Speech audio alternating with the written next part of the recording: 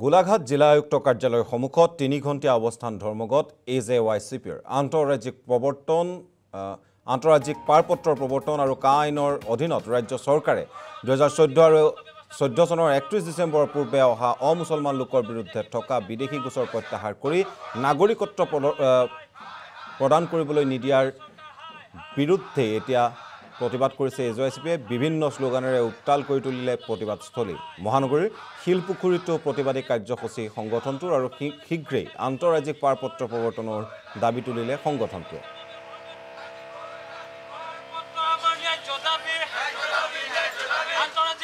আৰু এই সন্দৰ্ভত আমাৰ সতীৰ্থ পংকজ হাজৰিকাৰ এক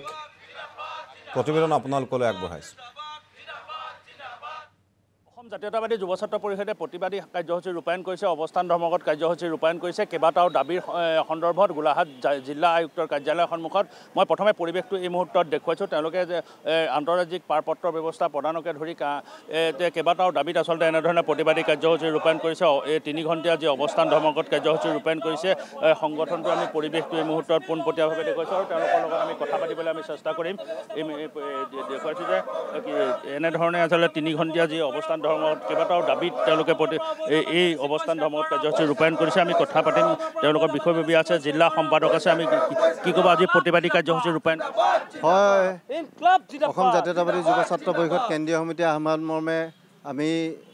অসমত আন্তঃৰাজ্যিক পাৰপত্ৰৰ দাবীত বিগত সময়ছোৱাৰ দৰে আজিও আমি এই অৱস্থান ধৰ্মঘট কাৰ্যসূচী হাতত লৈছোঁ আমি অসমৰ মাননীয় মুখ্যমন্ত্ৰী হিমন্ত বিশ্ব শৰ্মা ডাঙৰীয়াক অনুৰোধ জনাইছোঁ যে অসমত অতি শীঘ্ৰে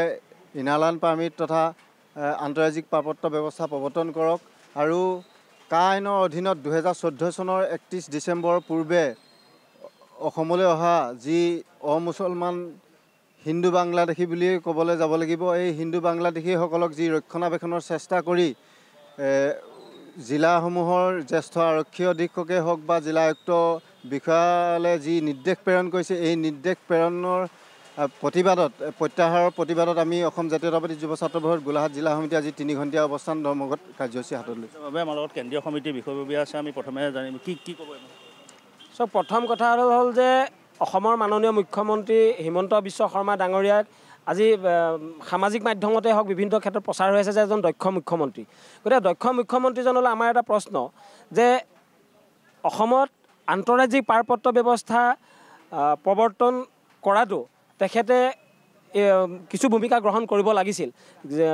কিয়নো চাওক আন্তঃৰাজ্যিক পাৰপত্ৰ ব্যৱস্থা নথকাৰ ফলতে বহিৰাগত আৰু প্ৰব্ৰজিত লোকে অসমলৈ আগ্ৰাসন চলাই অসমৰ জনসংখ্যা অসমীয়া মানুহক আজি খিলঞ্জীয়াত সংখ্যালঘুত পৰিণত কৰিছে গতিকে আমি সময় থাকোঁতে অসমত আন্তঃৰাজ্যিক পাৰপত্ৰ ব্যৱস্থা প্ৰৱৰ্তন কৰাটো অসম জাতীয়তাবাদী যুৱ ছাত্ৰ পৰিষদে যোৱা 4টা দশক জুৰি আন্দোলন কৰিছে আজিও আমি কৈছোঁ যে সময় থাকোঁতে অসমত আন্তঃৰাজ্যিক পাৰপত্ৰ ব্যৱস্থা প্ৰৱৰ্তন কৰক অসমীয়া জাতিটোক সাংবিধানিকভাৱে সুৰক্ষিত কৰক যদিহে অসমত আন্তঃৰাজ্যিক পাৰপত্ৰ ব্যৱস্থা প্ৰৱৰ্তন হৈ থাকিলেহেঁতেন বা কাৰ্যকৰী হ'লহেঁতেন তেতিয়াহ'লে আজিৰ তাৰিখত এই যি বনাঞ্চলেই হওক বা চৰকাৰী ভূমিয়ে হওক বা চৰ অঞ্চলতেই হওক আজি যি বিদেশী প্ৰশ্ন আহিছে এই বিদেশী প্ৰশ্ন কোনো অসমীয়া মানুহে কৰিবলৈ সুযোগ নাপালেহেঁতেন গতিকে দক্ষ মুখ্যমন্ত্ৰীগৰাকীয়ে একেটা সময়তে কয় যে অসমত 1 কোটি বিদেশী নাগৰিক আছে আৰু তাৰ পাছত বনাঞ্চলত উচ্ছেদ কৰে অসমৰ ভূমিৰ পৰা উচ্ছেদ কাৰ্য চলাই বিদেশী বহিষ্কাৰৰ সন্দেহজনক নাগৰিকক বহিষ্কাৰ কৰা হৈছে বুলি ঘোষণা কৰে তাৰ লগে লগে কিন্তু অবৈধ যিসকল হিন্দু বাংলাদেশী নাগৰিক যিসমূহ নাগৰিকৰ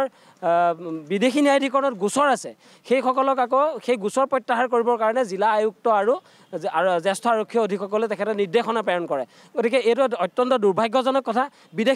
বিদেশীৰ নামত ধৰ্মীয় ৰাজনীতি নকৰি বিদেশীসকলক বাংলাদেশলৈ প্ৰেৰণ কৰাৰ যি প্ৰত্যৰ্পণ চুক্তি হ'ব এই চুক্তি সম্পাদন কৰিবৰ কাৰণে কেন্দ্ৰীয় চৰকাৰ আৰু ৰাজ্য চৰকাৰক আজি আমি এই প্ৰতিবাদস্থলীৰ পৰা আহ্বান জনাইছোঁ এনেদৰে প্ৰতিবাদী কাৰ্যসূচী ৰূপায়ণ কৰিছে ইটোৱে পৰিৱেশটো এই মুহূৰ্তত দেখুৱাইছে 3 ঘণ্টীয়া অৱস্থান ধৰ্মঘট কাৰ্যসূচী ৰূপায়ণ ৰাজ্যৰ বিভিন্ন প্ৰান্তৰ লগতে আচলতে গোলাঘাটতো এনেধৰণৰ প্ৰতিবাদী কাৰ্যসূচী ৰূপায়ণ কৰা হৈছে ৰাজ্যত আচলতে কেইবাটাও দাবী তেওঁলোকে উত্থাপন কৰিছিলে অসম জাতীয়তাবাদী যুৱ ছাত্ৰ পৰিষদে বিশেষকৈ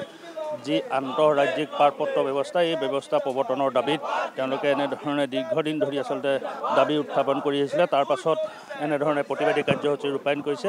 ৰাজ্য চৰকাৰ আৰু কেন্দ্ৰীয় চৰকাৰক শীঘ্ৰে আন্তঃৰাজ্যিক পাৰপত্ৰকে ধৰি কেইবাটাও দাবীত ই আচলতে মানি ল'বৰ বাবে তেওঁলোকে দাবী জনাইছে হয় নিশ্চয়কৈ পংকজজ্যোতি হাজৰিকা আপোনাক ধন্যবাদ জ্ঞাপন কৰিছোঁ আৰু এনেদৰেই অসম জাতীয়তাবাদী যুৱ ছাত্ৰ পৰিষদে প্ৰতিবাদ সাব্যস্ত কৰিলে আজি গোলাঘাটত